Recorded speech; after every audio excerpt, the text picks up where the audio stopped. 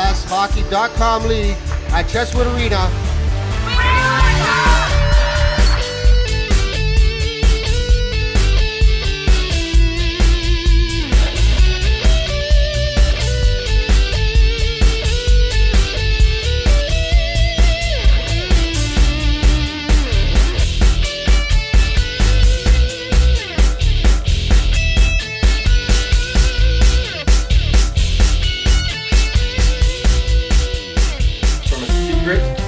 Underground location, deep in the heart of Leafs Nation. This is We Want a Cup, episode 3. I'm the iconic franchise player. I'm Oakley Inc. This is my mostly likable co-host Matteo. And tonight, before we get into all our topics about what episode 3 is about, I want to jump right off to the hop and go Real Sports Coke Zero. Thank you very much for making this old man's dream come true. Getting to meet all those Leafs alumni, highlight of my life, better than anything I've ever had, was better than sex. Meeting Mr. Bauer, I can die now. Matteo, you were there, tell me all about it. Awesome night, 4 We Want a Cup. Hashtag epic, I would think. You know, we got to meet a lot of Twitter people out there. Jeffler, we got Garrett. So a lot of people out there with us. All the alumni, Real Sports Bar, we were there. I can't believe it. It was Classy awesome event. For us. Star-studded. It was unbelievable. Can't believe it. Thank you, Gail Gabriel. I'm looking right in the camera. I'm saying thank you, Gail Gabriel, because without you, we wouldn't have been able to come in and shoot the footage that we did. We love you. You will be a featured guest on our show, and I guarantee you when she's on our show, the ratings are going to go through because this girl is everything. Let's talk about the show tonight. We're going to talk about the goaltending controversy that's going to be brewing in Toronto this season. After that, we're going to talk about toughness or the lack thereof. Hey, if you want to talk about toughness on this team, you got to blame Ron Wilson because he thinks Philip Dupuis is tougher than, I don't know, a guy like, say, Boyce? Crab? We also have what has happened because of all these results. They're calling us the worst sports city in the world once again. Thankfully, we have good writers on this site on We Want a Cup, namely guys like Scott Wheeler and Dante Martella. These guys know how to write. Unlike some of the ass-kissing sycophants in the media, these guys simply tell it from a blue-collar perspective. You guys got to check them out. We're privileged to talk to them tonight. Speaking of blue-collar, we take it out to you, the fans, here what you have to say about Leaf Nation in the week thereof. And you know, the funny thing is, in the 3 weeks that we've been doing the show, this website has grown and grown and grown. The family is growing, and we have a new addition to the team. We're going to talk about him as well. Tommy Hurd. You got to join us for episode 3. I guarantee you guys, this show is going to be off the wall awesome. I'm Oakley Inc., and again, this is my affable co-host, Matteo. Hashtag epic. Epic.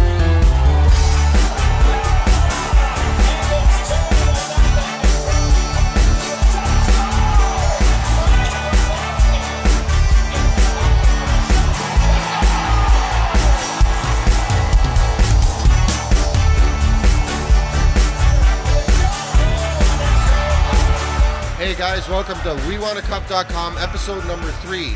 Today we're at Chesswood Arena, a local rink in Toronto where we came to see what people have to say about the Leafs. This is the start of Leaf Nation. This is the heartbeat of hockey in Canada. The local rink, the kids, the families, the moms, and the dads. How do you feel about the current situation with the Leafs? It'll be nice to have a winning team. When I first got to Toronto, they were winning and it was great. So it'll be nice to get to that point of it's always good having a winning team. I hope that they can put something together and play with a little more urgency to win a cup because it's important to us here in Toronto. So how you liking being a hockey dad? I love it. I like seeing him participate. Team sports are very important. Yeah, my son plays soccer, but it pales in comparison to hockey. What are our leagues like? Fairly organized, really good, offer a lot to you? Yes, there is. A lot of politics I'm getting to learn. I think it's a great sport, good team building. It's great for the kids. Maybe not so much about the fighting in terms, but otherwise, great team builder. Is your son a Leaf fan? He definitely is a Leaf fan. His favorite player? Phaneuf. Your son is a fan of? He's actually a fan of Pittsburgh Penguins. And his number 1 player is? Crosby. Absolutely. Who's he a fan of? Washington. Favorite player? Ovechkin. So, hey guys, how you doing? We're still at the arena, but we wound up at the bar. If you can believe it, Dougie Gilmore was just here, and we shook his hand and said a couple nice words to him. So what brought us in here is Donnie. Donnie has a ton of Leaf knowledge here. I go back a long way. And he was telling us about the Hab logo his son had to wear, how you can look at it. Could you tell the guys on We Want a Cup about that? Yeah, it's my son played in the junior team with the Habs logo, and me being a diehard Leafs fan, it was tough. It was tough when he first skated on the ice, but hey, he's my son. I love him. What can you do? You just go along with it. So. All right, so you run the bar here. It's called the Penalty Box. Pretty creative name. What's the general feel of the people here regarding the Leafs? Oh, wow. You have the Leaf fans like myself with the eternal optimists every year. You know, you think they're going to do well. And then you have the other ones that are basically doom and gloom.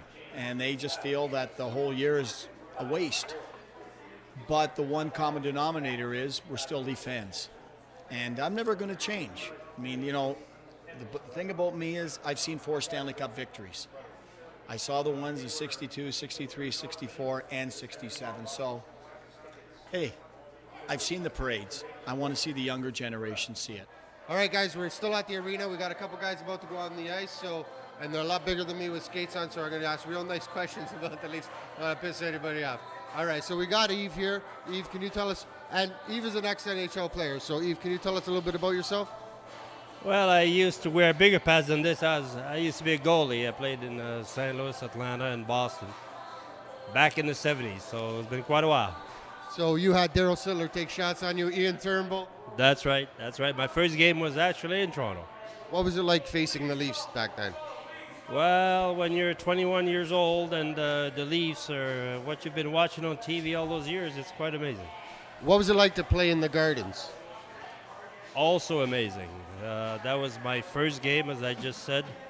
We actually tied Toronto 3-3. I was in St. Louis, so it was all good. That's amazing. That's crazy. I can't believe that. What do you think of the Leafs right now? And what do you think of has there been a change from Leafs then to Leafs now? Well, it's been a tremendous change. I think they were a stronger team back then. They were always a good team back then. They've had some difficult years. I think they're still in a bit of transition. I like the way they started last year. I thought their tempo and their hard work last year at the beginning of the season was tremendous, and I enjoyed watching them. They faltered a little bit later on, but I think they got some extra bodies this year that could maybe help them carry it through a little longer. Do you see the Leafs making the playoffs this year? Yeah, I do. Yeah. Your greatest moment as an NHLer? Probably my first game in Toronto was always a great memory. It was so unexpected. I would say a few shutouts, and making the playoffs against Detroit. Playing in the playoff is actually even a few steps above playing regular season. So that's also a highlight. Awesome. So, did you ever beat the Leafs in a game? Probably. Can you give me a Go Leafs go for Leafs Nation? Go Leafs go. Have a good year. Go Leafs go. Atta boy. All right, you heard some Go Leafs go coming from the dressing room. This guy here, loud and proud. Go Leafs go, even though I'm not I'm not Ottawa. We're not Ottawa Senators fans, but even though we beat them There's 4 times on the... There's a free jersey. My cousin gave it to the guy. What do you say to Leaf Nation? The fringe fans are giving up hope. What do you say to them? With the Leafs Nations, Go Leafs, go. have faith, because this is the year that we're going to make the playoffs, so have faith in the Leafs. They're going to turn it around. Why does your dressing room smell so bad? This guy here, Big Joe, he's always... It's Big Joe's fault. All right. WeWantACup.com. We're here with Big Joe. Big Joe, big Leaf supporter. Yes, I am. How long you been a Leaf fan? Oh, since I was 5 years old. Biggest or your best player all time? Daryl Sittler. Current favorite player? Current, I'll go Reimer right now. James Reimer. Do you expect us to make the playoffs this year? Yes, I do. Why does this dressing room smell so bad? Oh, it doesn't smell bad. Come on. Good old Ralph, you know? He's got some good detergent in here. Okay, so our thing is that we want Leaf Nation. We think they deserve better. We think that we need more playoffs in this city. What is your take on that? What do you think of the Leafs not making the playoffs for so long? You know what? I can't say anything other than I'm just such a Leaf fan. I'd love it if they'd actually make the playoffs, but I got to stand by them. They're rebuilding. Well, I'm happy to see some young blood. I'm looking forward to see Gardner playing and the Leafs coming together and gelling as a team. And I know there's been some problems with that in the past, and just hope they get it together. They seem to be fired up. I went and saw an exhibition game, and they looked pretty good. They were fast. We need speed. We need goals. Yeah, I'm a huge fan. I've been a big fan for a really long time. So this year, this is the year. Tell us a little bit about girls hockey. It's outstanding. It's clean. They don't smell like men's hockey. You don't get any arguments. They come out here just for the fun. They know they got to go to work the next day, so they respect each other. The night goes by fairly nicely. In your family, in your household, how important were the Leafs? Oh, huge. Like huge. My dad would have all the guys over, and I'd be serving beer on a platter for them and watching the games, so I totally grew up with it. Always loved the Leafs. My dad would keep us up, and we'd try and stay up past the first period to watch Peter Puck, and we had season tickets growing up, so it's been very important. It's a big thing in our family. Basically, I think they're smarter than boys or men hockey. They're not hogs with the puck. They set each other up. They're passing.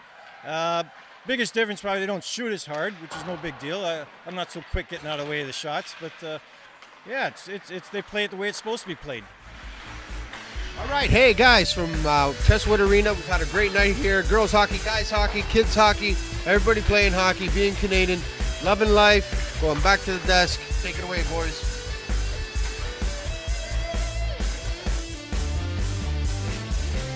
WeWantACup.com. Today, let's talk about this goalie situation. All right, the goalie situation is a non-situation for some fans, but then again, some fans aren't educated and they don't really understand the nuances of the game. That's fine, that's cool. Here's the situation. You've got Jonas the Monster Guff System, recognize the jersey, thank you very much. Swedish greatest import. We've got a future star in the wings, Ben Scrivens in the minors, and we have James Reimer. Now here's where it gets interesting. Everybody was screaming for Scrivens to get the job over Gustafsson because Scrivens played very well in preseason. It's only preseason, so you can't always take everything with to be totally serious. What you have to realize is Gustafsson's contract ends this year. He had a great rookie season, set a Leaf rookie record, which has never been beaten to this day. Not even Reimer beat this, which was 7 wins in a row. They've got to play Gustafsson this year. So my question to you, Matteo, is being a hockey fan and someone who's obviously sick of the Leafs losing every year, which they perfected the art of losing, how long do you let Reimer run the pipes if he plays like what he did in the preseason before you put Gustafsson in? I think you give him a couple of games and you get Gustafsson in there too.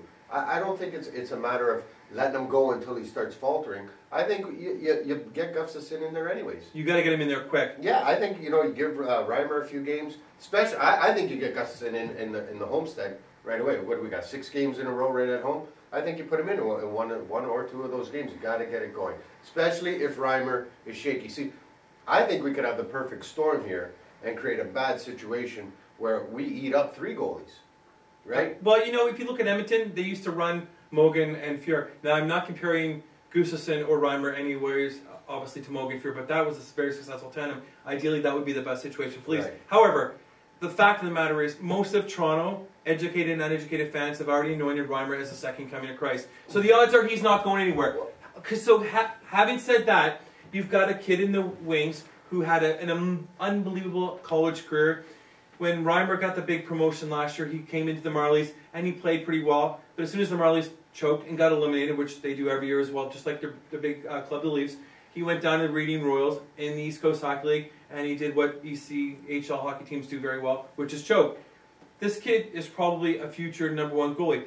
So, if you're going to keep Reimer, hypothetically you're going to keep Reimer, who gets traded, Gustafsson or Scrivens? Because you can't have 3 goalies who are clearly ready to go right now. Well, if you have to trade, you're hoping that Gustafsson comes through, right? So you have to play Gustafsson. You have to play him in order to increase the value. value. To get traded, for sure, right? As to your point as him being anointed the second coming of Christ and everything else, listen, Reimer earned it. Reimer earned it. In the last half of last year, he had more shots than the goalies prior to him, post or pre-Reimer, as compared to post-Reimer. He let in less goals. He had more shots. He earned this spot. Cujo used to have more shots on him every year, and no one put the mantle that they put on Reimer. To go with 2 rookie goalies, my point is, you could eat up Reimer here. Then you throw in the monster. The monster is already a little bit on the shaky side when it comes to confidence. You have to admit that. Last year he had a very big issue with confidence, absolutely. And then you bring up another goalie with Scrivens, and you throw him in. So, you know... But Scrivens has nothing to lose, because as far as he's concerned, he came to train, he can't right, play but what if you preseason. start getting peppered by 50 shots a game? And, you know, like, this is something that could happen here, where we eat up the confidence of 3 goalies, where initially going into this year, things are looking good for our goaltender situation. Problem is, you used to spend all your money on veteran goalies. It's a big gamble. I'm hoping Reimer comes true. And I think he can. I think he's the type of guy that's got it up there. He's going to be the money player. He's going to come through. My final thought on the whole Guff System Reimer Scrivens thing is very simple, because I'm obviously a Guff System fan. I think Reimer should get 45 to 50 games. The rest should go to Guff System. Now, we're talking about Reimer here, so I just want to get into a little point. Again, it's an exhibition game, and some players, you say, like to bring in other players, like to sit home and eat pasta and do nothing. But I was watching the Philadelphia game, and I saw JVR Run Reimer. And I don't care if it's Pee Wee, I don't care if it's Bantam, I don't care if it's Adam. How come nobody stood up for Reimer on the team? Well, listen, you know, we're at the end of the preseason now, but the first time that Reimer's in there, they leave him in for 60 minutes against the Flyers. Why do that? Why leave the guy in there for 60 minutes on a preseason game? I didn't understand that decision. And in that 60 minutes, you got guys running the goalie. Where I come from as a Canadian boy, you run my goalie, I'm coming after you. I'm making you part of the net. I don't care if I'm getting suspended, thrown out, you know, thrown in jail, whatever. That's my goalie. Why are they letting them hit the goalie? Now they pepper him with shots, run the guy, score 5 goals in on him, and you're wondering why this guy's confidence isn't there? You look at a guy like Sestito for the Philadelphia. He's clearly not making the team. So what does he do?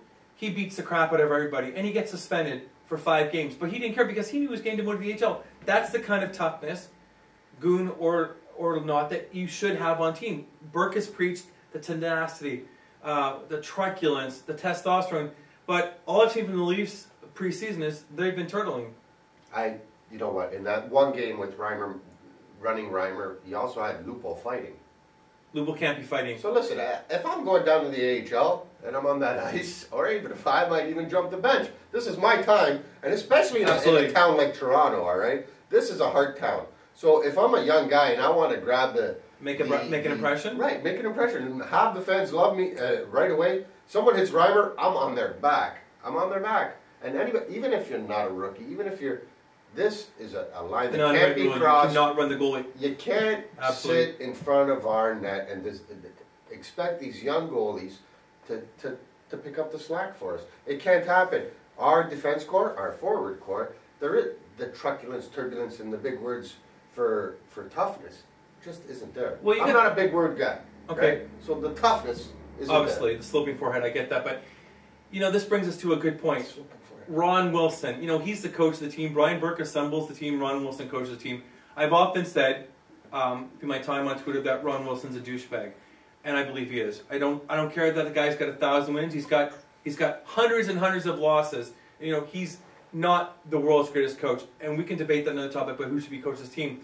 But the reason I bring up Ron Wilson is because Ron Wilson has joined Twitter. Aw, isn't that special? He's got one tweet, whoopee doodle, and his first follower, we want a cup. I think he does it so he can trash the guy. But here's my point about Ron Wilson. Spend more time coaching and using your players effectively, because you've made some cuts that don't make any sense. ESPN, worst sports city in the world. Honestly, I get it. I understand why, because they're looking at the price of admission for the sporting events and the fact that these teams never make the playoffs. But seriously, ESPN, is this all you've got to do is report on how bad Toronto is?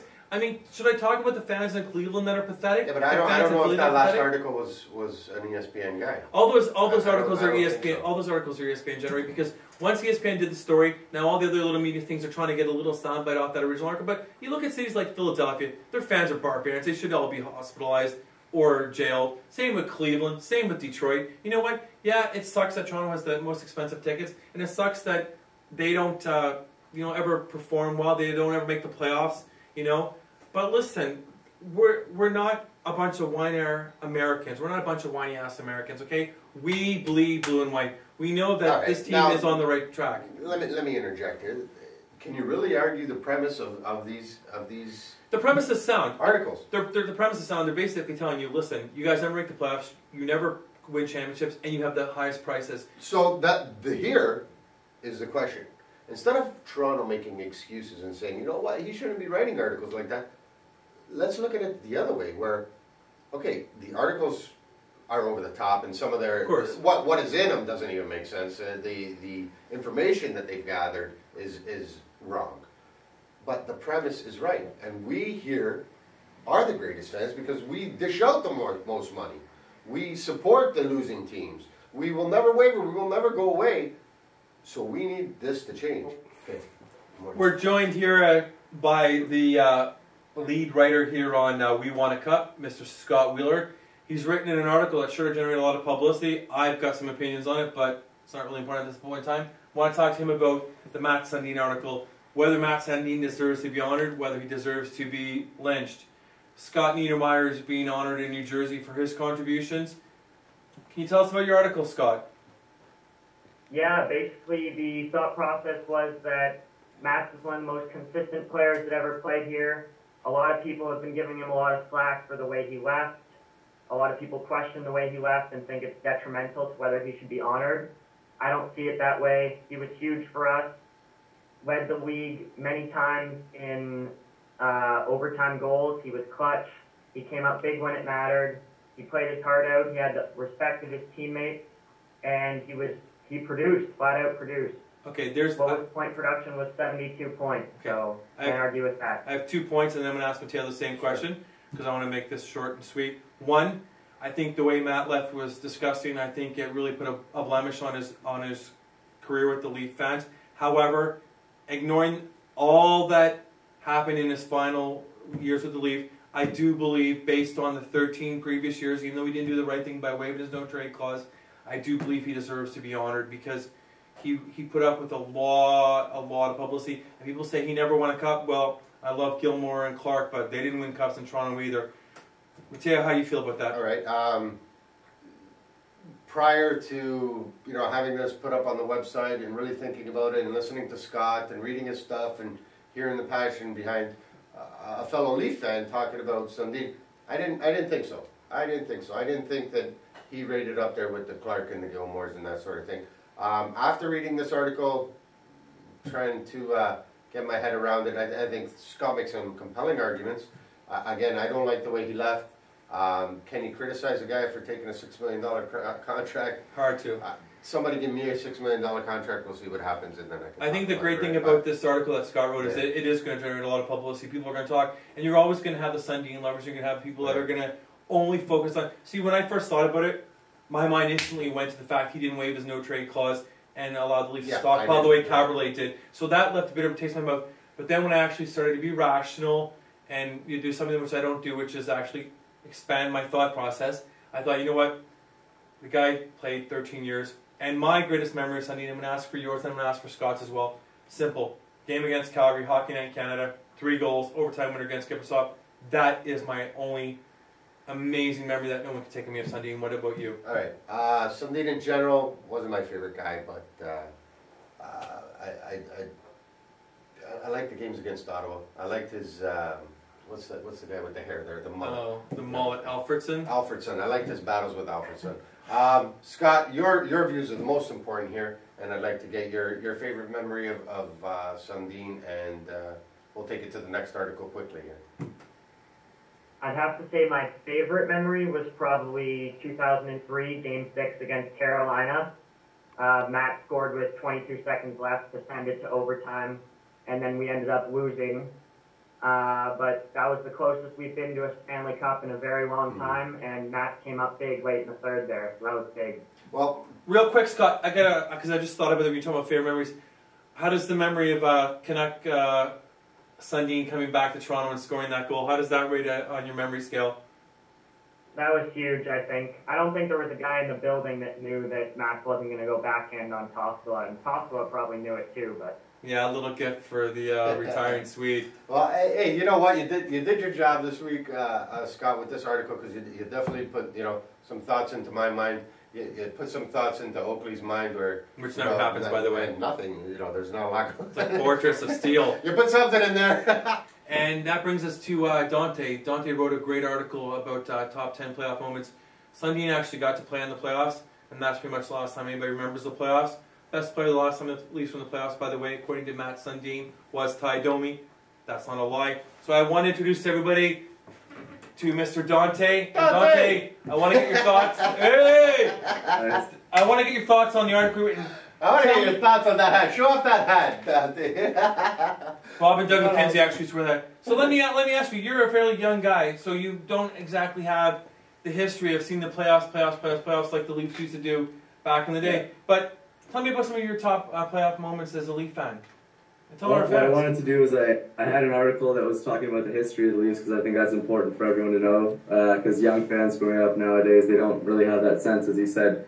I mean, I'm 21, so I've seen the playoffs, but it's been a while, obviously. But the thing that I wanted to do with the top 10 playoff moments was sort of bring back some moments to sort of re-energize and reinvigorate the fan base. So that they can have a better knowledge of our past, so that we can understand where we're going in our future, and try and getting back to the playoffs. But basically, some of the top moments that I wanted to highlight were the biggest one that I want to highlight was Bob Bond when he broke his leg. That's probably my favorite moment. I had it on number 2 on the list just because number 1 I had the '67 Stanley Cup team, just because obviously the ultimate goal of the playoffs is winning the cup. So. It didn't get much better than that, given that they weren't given much of a shot in the 60s. But in 1964, Bob Bond broke his leg in the third period of an overtime game in Game 6 against the Red Wings. And again, they weren't given much of a shot that year against the Wings. But he came back. They said that he was done for the year and he wouldn't be able to come back until next year. But he refused, so they froze up his leg. He came out and he scored the overtime winner with a slap shot from the point. So I think that's just the ultimate test of dedication and heart right there. But incredible. Dante, one thing, being a young guy, what are you trying to get across with these articles? You got to embrace our history, top 10 is playoff moments. Right. What are you trying? I think that's the underlying theme here. What are you trying to get across to the fan base? Exactly, just exactly what We Want a Cup is about. Trying to be together as a fan base, and I feel there's such a big difference between young fans growing up now. Like guys that are little kids that are 4 or 5 years old that are just starting to get into hockey, whereas when I was younger, there was still that sort of huge passion within the city. And I mean, I did a project on Bob Bond when I was in grade 4 or grade 5, so I've always had a sense of the history and always tried to keep that with me and try and grow my knowledge as I go along here as a fan. But I just feel that it's being lost. Kids don't have heroes these days. They look at the team and it's just.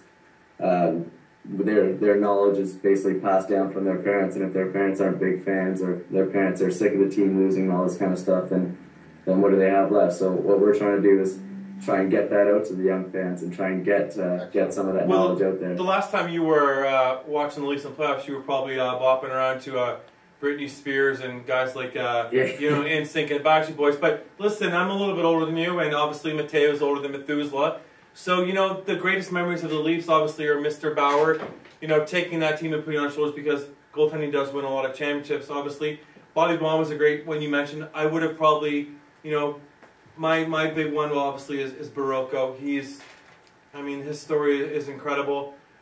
Gilmore single-handedly taking that team on his shoulders with a great supporting cast, almost sneaking past the Kings until Kerry Fraser decided to screw the entire country of Canada, because Canada's only got one hockey team, and it's the Maple Leafs. So there are a lot of great memories, and I really appreciate you and applaud you for mixing a little bit of the modern-day playoffs with some of the vintage memories of the Leafs. And even the thought process behind a guy like Dante, bringing the past up front so that we understand the pride that we should have in this team. The 60s, the Leafs own Canada. It's just being a Leaf fan, we should be proud. And I think that's what Dante's trying to do, right? Yeah, Dante? absolutely. He's trying to bring that pride out. Great articles. Great article. That year, 1967, now is so infamous for us just because everyone points at that. But if you look at it objectively, it was truly an amazing year. I mean, they defied so many odds. They were such an old team, and they came over the top to win that cup. All right. Episode 3 has been a lot of fun. We got to talk to Dante. We got to talk to Scott. We got to talk smack and debate what we love to debate about most, which is the Toronto Maple Leafs, the greatest team and obviously the center point of our lives. I hear some great things are happening. I mean, since I joined, I've seen the site get bigger and bigger and bigger. I've seen the fans respond to our sites through feedback, through tweets, through social media commentary. And you have an announcement to make about We Want a Cup. Apparently the family's getting an addition. You know, it freaks me out because I started with one page and the website as a small little thing. We're getting to the point where we have great guys like Scott and Dante on board. We have you, we have Brad, we have BB Khan, Bruce that helps out. And we're growing, and we've acquired another guy, Tommy Hurd. He's out in Cambridge area, and he's joined our team. He's responsible for next game and last game, so we have actual previews and reviews of each game. Now, this is the type of site this is. After every game, this guy runs through his computer, writes about what he saw, gives his opinion, sends it to me, we put it out, and we have it out for you that night. Nobody's asking this guy to do it. He's just doing it for the love of the game, love of We Want a Cup, and we hope that we bring that passion out to you guys. We've seen this guy had to audition for this. I can't believe that the site is getting to that point. So we're stoked over here. You know, we're not the type to huddle in a corner. We're bold enough that we get out there and. This is all on the fly, guys. We just say what we want. We just act how we act, and but we want your comments, and we want to change, and we want to grow, and we want to do better based upon what you tell us. So keep leaving those comments, especially the ones to Oakley, because listen. The fact of the matter is, you know, we appreciate constructive criticism. Yes, we do. We do because we're doing this for you, but we're also doing it for us. Yes. And we, you know, if you look at the first 3 shows, episode 1 was insanity, but it was fun, but it was still definitely some tweaks. You know, some people took a look at it. They gave us advice. We've applied it. Episode 2, if you haven't watched it, you've got to check out episode 2 on the YouTube channel We Want a Cup because it's freaking phenomenal. Go to WeWantACup.com. Check out episode 2. And episode 3, you know, again, we're improving, but we're doing this for you. So let's be honest. I mean, we're not going to win Pulitzer Prizes today, but you know what? When you look at our heart and you look at why we do this, it's the passion we have for the Blue and White. We want a cup. .com. And as soon as I find out what Pulitzer Prizes, we'll be back to you on that, all right? So, guys, join us. Keep coming to the site. We thank you for everything. If you'd actually pick up a book, you'd actually know what a Pulitzer Prize is. And the only books you pick up... Join us. We want a cup. The only books you pick up are Playboy. Okay? Well, come on. Pick up a hockey news.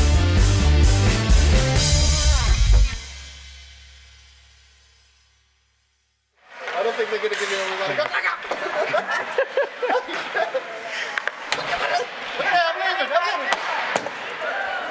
I'm going. Did you not notice him standing there Okay, guys. for his life? Guys, WeWantACup.com.